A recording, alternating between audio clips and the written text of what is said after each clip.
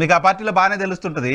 ఇప్పుడు ఇది కూడా చెప్పండి, హోంమంత్రులు ఎవరో తెలిసింది కానీ ముఖ్యమంత్రి ఎవరో తెలిసిందా? హరిరామ జోగయ్య గారు పాపం రోజుకో లేఖ రాస్తున్నారు, 2.5 ఏళ్ళు మావాడికి ఇవ్వండి, 2.5 ఏళ్ళు మావాడికి ఇవ్వండి అని. అది కూడా ఏమైనా క్లారిటీ ఉందా మీకు? నరసింహరావు గారు, ఇప్పుడు ప్రెడిక్షన్ మీరు యాజ్ ఎ కామన్ మ్యాన్ గా చేయండి. చంద్రబాబు నాయుడు గారు కాక తెలుగుదేశం జనసేన అధికారంలోకి వస్తే చంద్రబాబు నాయుడు గారు కాక ఇంకా వేరే ఎవరు ముఖ్యమంత్రి అయ్యే అవకాశాలు ఉంటాయి? పవన్ కళ్యాణ్ గారు మీరు ఒక మాట చెప్పండి. ఫార్చునేట్ గా చంద్రబాబు నాయుడు గారు తెలుగుదేశం ప్రభుత్వానికి కనుక అబ్సల్యూట్ మెజారిటీ వస్తే 85, 88, 90 మెజారిటీ వస్తే నాకు తెలిసి పవన్ కళ్యాణ్ గారికి 1 వీక్ దగ్గర నుంచి అపాయింట్మెంట్లు డెనై అయిపోతాయి పవన్ కళ్యాణ్ పార్టీకి. అసలు ఇప్పుడు మాట్లాడే మాటలు నా తమ్ముడు లేకపోతే జై పవన్ కళ్యాణ్ ఈ మాటలన్నీ కూడా అప్పుడు అంటే పవన్ కళ్యాణ్ గారికి వీటి మీద అవగాహన ఉంది, కాదనటం లేదు. కానీ కాకపోతే పాప ఆయన షార్ట్ టైం మెమరీ వల్ల ఎప్పటికప్పుడు ఆయన అవమానాలని మర్చిపోతూ ఉంటాడు, ఆయనకి జరిగిన పరాభవాలని మర్చిపోతుంటాడు. అది ఆయనకు ఒక వరంగా పరిగణించబడింది.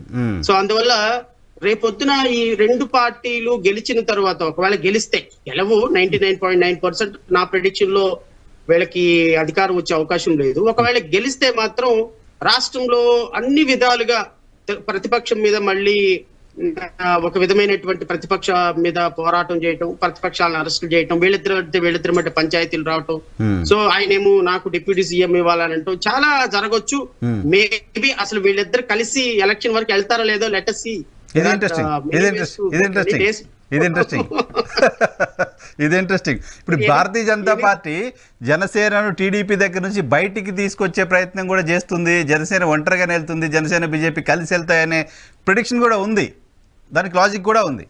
అదొకటి నరసింహరావు గారు, మీరు అంటే పాలిటిక్స్ మీరు చాలా అబ్జర్వ్ చేస్తున్నారు, చాలా క్లోజ్ గా మూవ్ అవుతున్నారు.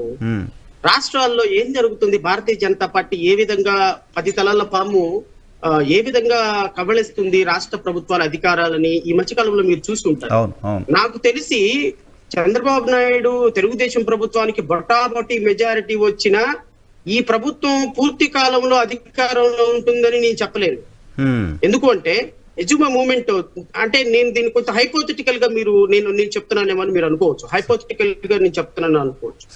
ఒక 25-20 జనసేన ప్రభుత్వానికి సీట్లు వస్తే రేపొద్దున భారతీయ జనతా పార్టీ తోటి ఎప్పుడు మెర్జ్ చేయడానికైనా ఆయన రెడీగా ఉన్నాడు పవన్ కళ్యాణ్. ఈ క్షణం పవన్ కళ్యాణ్ జనసేనని మెర్జ్ చేయండి అంటే మెర్జ్ చేసేస్తాడు. ఆయన మెర్జ్ చేసేసి, ఎందుకు అంటే మీరు ఒకటి గమనించండి, as long as Chandrababu Naidu garu party అధికారంలో ఉన్నంత వరకు Pawan Kalyan will never become a CM obviously. So ఒకవేళ తెలుగుదేశం పార్టీ అధికారంలో ఉండి ఒకవేళ ఆయన ఏమైనా అధికారంలో నుంచి రిటైర్డ్ అవ్వాలి అనుకుంటే నారా లోకేష్ ఉన్నంత వరకు పవన్ కళ్యాణ్ సీఎం కానివ్వరు. పవన్ కళ్యాణ్ పల్లకి మోసే వ్యక్తిగానే ఉండిపోవాలి తప్ప ఆయన సీఎం అయ్యే అవకాశాలు లేవు. ఎందుకంటే చంద్రబాబు నాయుడు గారు తర్వాత నారా లోకేష్. ఇప్పుడు ఈ రోజు నారా లోకేష్ జయ అన్నాడు కానీ 70mm మీద సినిమా చూపించగలడు పవన్ కళ్యాణ్. ఆయనకి ఆ తెలివితేటలు ఉన్నాయి. నాలెడ్జి సబ్జెక్ట్ లేదు కానీ ఈ పరికమాల తెలివితేటలు అయితే నారా లోకేష్ కి బాగున్నాయి. కాబట్టి నేను అనుకోవటం పవన్ కళ్యాణ్ గారికి అవకాశం ఉండదు. సో పవన్ కళ్యాణ్ గారు ఆంధ్రప్రదేశ్ రాష్ట్రానికి సీఎం అవ్వాలన్నా, ఈ రాష్ట్రంలో భారతీయ జనతా పార్టీ ప్రతిపక్షంగా రిప్లేస్ అవ్వాలన్నా తెలుగుదేశం పార్టీ ఆబ్వియస్ గా భూస్థాపితం అవ్వాల్సిందే. సో తెలుగుదేశం పార్టీకి బొటా మెజారిటీ వచ్చినా ఏ ఒక్క రోజైనా గవర్నర్ ని ప్రయోగించి ఆయన 17A మీద పర్మిషన్ ఇప్పించి లోపలేపించేసి ఆటోమేటిక్ గా తెలుగుదేశం పార్టీని రిప్లేస్ చేస్తుంది భారతీయ జనతా పార్టీ. భారతీయ జనతా పార్టీ ఎట్టి పరిస్థితుల్లో తెలుగుదేశం పార్టీని బ్రతకనివ్వదు ఆంధ్రప్రదేశ్ రాష్ట్రంలో. ఎందుకంటే భారతీయ జనతా పార్టీ యొక్క సిద్ధాంతం ఈ రాష్ట్రంలో ప్రతిపక్షంలోకి రావాలి. ఒకవేళ రేపొద్దున ఏమైనా జగన్మోహన్ రెడ్డి గెలిచినా, జగన్మోహన్ రెడ్డి జైలుకి వెళ్ళినా, జగన్మోహన్ రెడ్డి జైలుకి వెళ్ళిన తర్వాత ఆయనకు 25-50 ఎమ్మెల్యేలు వస్తే ఆ ఎమ్మెల్యేలను తీసుకొని తెలుగుదేశంలో నుంచి కొంతమంది ఎమ్మెల్యేలు తీసుకొని ప్రభుత్వం ఏర్పాటు చేయడానికి జనసేనని మెర్జ్ చేసుకొని ప్రయత్నం చేస్తారు తప్ప తెలుగుదేశం పార్టీని ఫుల్ ఫ్లెడ్జ్డ్ గా పాలిటిక్స్ చేయని. తెలుగుదేశం పార్టీ ఫుల్ ఫ్లెడ్జ్డ్ గా పాలిటిక్స్ చేసింది అంటే భారతీయ జనతా పార్టీకి ఎంట్రన్స్ లేదు ఈ రాష్ట్రంలో. పవన్ కళ్యాణ్ సీఎం అవడానికి అవకాశం లేదు. శివసేన టాలరేట్ చేయట్లేదు, అకాలీదళని టాలరేట్ చేయట్లేదు, ఎందుకు టీడీపీని? అదే నేను అనేది అది తెలుగుదేశం పార్టీ ఈ రోజున సంకలు గుద్దుకొని భారతీయ జనతా పార్టీ మాకేదో కలిసి వస్తుంది, మమ్మల్ని సేవ్ చేస్తుంది అనుకున్నారు. ఎవరైనా పాలిటిక్స్, ఎవరు చారిటీ చేయటం లైక్, ఎవరైనా ముఖ్యమంత్రి కావాలనుకుంటారు, ఎవరైనా అధికారంలోకి రావాలనుకుంటారు. సో రేపొద్దున భారతీయ జనతా పార్టీ ఖచ్చితంగా తెలుగుదేశం ప్రభుత్వాన్ని ఇంటికి పంపించే కార్యక్రమం, భూస్థాపితం అయ్యే కార్యక్రమం చాలా దగ్గరలోనే ఉంది. ప్రాబబ్లీ నాది కొంత హైపోథెటికల్ గానో లేకపోతే సత్య దూరంగానో ఉండొచ్చేమో, కానీ this is my prediction. So ఖచ్చితంగా నేను సంవత్సరం నుంచి చెప్తున్నా చాలా అంశాల్లో, అంటే నేను ఏదో జ్యోతిష్యం చెప్పానని కాదు. తెలంగాణలో షర్మిల నిలబడదని చెప్పాను, షర్మిల నిలబడలేదు. ఖచ్చితంగా కాంగ్రెస్ పార్టీ అధికారంలోకి వస్తుందని చెప్పాను, కాంగ్రెస్ పార్టీ అధికారంలోకి వస్తుంది, రేపు వచ్చింది తెలంగాణలో. రేపొద్దున షర్మిల ఆంధ్రప్రదేశ్ రాష్ట్రానికి వచ్చిన కాంగ్రెస్ అధ్యక్షురాలుగా షర్మిల నుంచున్న ప్లేస్ లో కూడా షర్మిలకి డిపాజిట్ రాదు.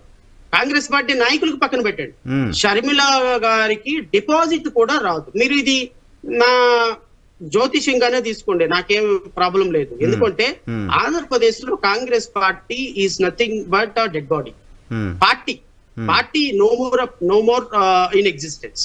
ఆంధ్రప్రదేశ్ లో షిఫ్ట్, ఆయన లెగసీ షిఫ్ట్ అయిపోయింది. వైఎస్ఆర్ కాంగ్రెస్ పార్టీ ఆల్రెడీ ఆయన క్రెడిట్ మొత్తాన్ని వాళ్ళ అబ్బాయి తీసేసుకున్నాడు. షర్మిల తెలంగాణ నుంచి ఈ రోజు పార్టీ మూవ్ చేసి ఆంధ్రప్రదేశ్ రాష్ట్రం వచ్చినంత మాత్రాన ఇక్కడ ఏమి జరగదు. సో ఇవన్నీ కొన్ని రాజకీయాలను కొంచెం దగ్గరగా అబ్జర్వ్ చేస్తున్నాం కాబట్టి కొన్ని మేము ప్రిడిక్ట్ చేయగలం.